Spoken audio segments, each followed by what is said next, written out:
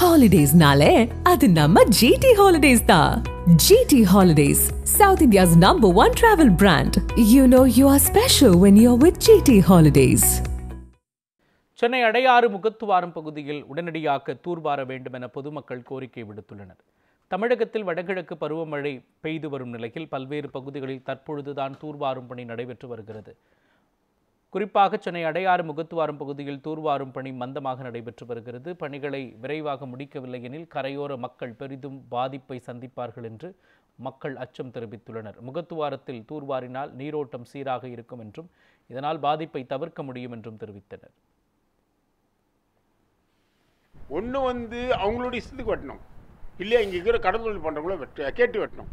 இதே செய்ய மாட்டாங்க, இதே செய்ய மாட்டாங்க, அவங்க இஷ்டத்துக்கு வெட்டுறாங்க. நான் சொன்னேன் முகத்துவாரத்தை அந்த பக்கமும் வெட்டுங்க, முகத்துவாரம் நல்லா இருக்கணும், ஸ்ட்ரைட்டாக விடணும்னு. இப்போ இங்கே இருந்து வந்த குப்பையில் அந்த பக்கம் அடையாறு சொசைட்டிக்கு தான் அங்கே போய் ஒதுங்கி போச்சு. இப்போ அந்த பக்கம் வெட்டி விட்டுருந்தா அந்த குப்பையெல்லாம் கடலில் போயிட்டுருக்கும். செம்பரம்பாக்கம் தண்ணி வருதுன்னா அங்கே அந்த வர்ற வழி எந்தெந்த இடத்துல தாழ்மையாகிறாங்களோ, கீழே குடிசை பகுதி உள்ளவங்க கீழே இருக்கிறாங்களோ அவங்களுக்கு தண்ணி ஏறும்.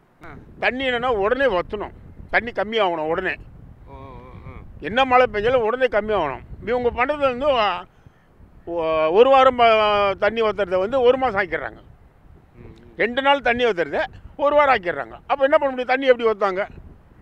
இப்போ 2015 இங்கே வந்தார் ஒரு ஜேஇ வந்தார். நான் கேட்டேன், இந்த பக்கம் ஒரு 15 வண்டி, அந்த பக்கம் ஒரு 15 வண்டி போட்டுருந்தாங்க.